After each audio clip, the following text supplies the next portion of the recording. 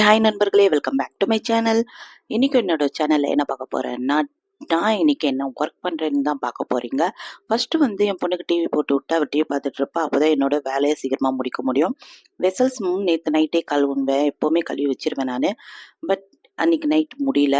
So என்ன பண்ணிட்டேன்னா, மறுநாள் கழுவிக்கலாம்னு சொல்லி எடுத்து வச்சுட்டேன். அதுதான் எனக்கு ரொம்ப கஷ்டமாக போயிடுச்சு. நல்லா வெசல்ஸ் எல்லாம் வாஷ் பண்ணி எடுத்து வச்சுட்டேன் நான்.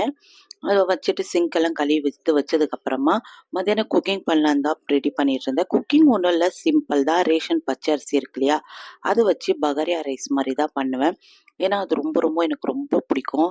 அதை அடிக்கடி செஞ்சு சாப்பிடுவோம், ரொம்ப நல்லாயிருக்கும். அதில் வந்து புதினா சட்னி எல்லாம் வச்சு டேஸ்ட் பண்ணோன்னா சூப்பராக இருக்கும். இந்த ரேஷன் பச்சரிசி கூட அவ்வளோ மெலிசாக சூப்பராக இருந்துச்சு. பிரியாணி ரைஸ் இருக்குது, பட் இருந்தாலும் இந்த ரேஷன் பச்சரிசியில் நீங்கள் பகாரியா செஞ்சு பாருங்களேன், அதோட டேஸ்ட்டே வேறு லெவலாக இருக்கும். இதில் வந்து புதினா சட்னி, ஆம்லேட்டு, ஊறுகாய் இந்த மாதிரி வச்சு சைட் டிஷ்ஷாக சாப்பிட்டா கூட சூப்பராக இருக்கும். நான் அதோட ப்ரிப்ரேஷன் தான் இப்போ பண்ணிகிட்ருக்கிறேன். தக்காளி வெங்காயம்லாம் கட் பண்ணி எடுத்து வச்சுட்டேன்னா எனக்கு ஈஸியாக இருக்கும்.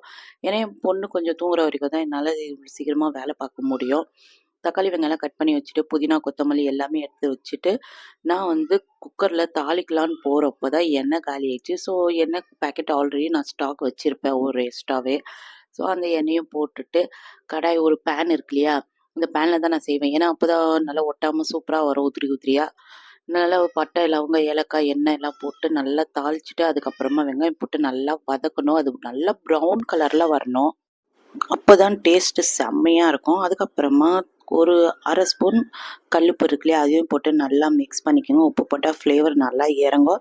இஞ்சி பூண்டு பேஸ்ட் 1 ஸ்பூன் போட்டு நல்லா மிக்ஸ் பண்ணி தக்காளி போட்டு நல்லா வதக்கிடுங்க.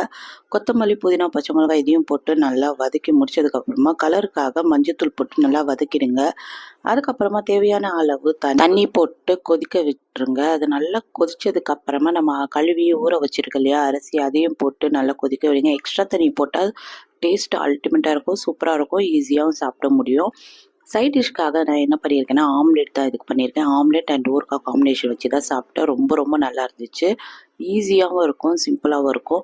நம்ம பச்சரிசி, இந்த ரேஷன் பச்சரிசி வேணும்னா கூட நீங்கள் பிரியாணி அரிசி போட்டு செய்யலாம், பாஸ்மதி ரைஸ் அந்த மாதிரி கூட, இல்லை வீட்டு அரிசியில் கூட செய்யலாம், நல்லாயிருக்கும்.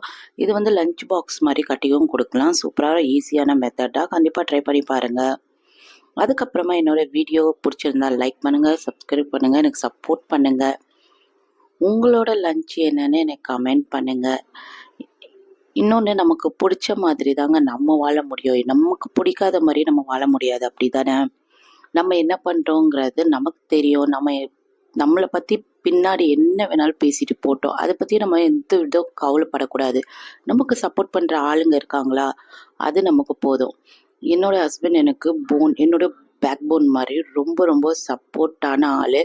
நான் என்ன பண்ணாலும் அவர் எதுவும் சொல்ல மாட்டார், என்கரேஜ் தான் பண்ணுவார். எனக்கு பேட் கமெண்ட்ஸ் எதுவும் சொன்னது கிடையாது, எனக்கு அகேன்ஸ்டாக இது வரைக்கும் எதுவும் நின்னதும் கிடையாது. அதே மாதிரி என் ஃபேமிலியிலே அப்பா அம்மா கூட அதே மாதிரி தான். அவங்களே எனக்கு கல்யாணத்துக்கு முன்னாடியும் ரொம்ப என்கரேஜ் பண்ணிட்டு இருந்தாங்க, கல்யாணத்துக்கு அப்புறமும் எதுவும் சொல்கிறது கிடையாது. உன் இஷ்டம், உனக்கு பிடிச்ச மாதிரி நீ வாழு, மற்றவங்களுக்காக நீ வாழாத அப்படின்னு தான் சொல்வார். அதே தான் என் ஹஸ்பண்டும் இப்போ அதே மாதிரி தான் சொல்வார். எனக்கு இந்த மாதிரி ஒரு சப்போர்ட்டிவான ஆளுங்க கிடைக்கிறப்போ ரொம்ப ரொம்ப சந்தோஷமாக இருக்குது. உங்களுக்கு எப்படி, நீங்கள் கமெண்ட் பண்ணுங்கள்.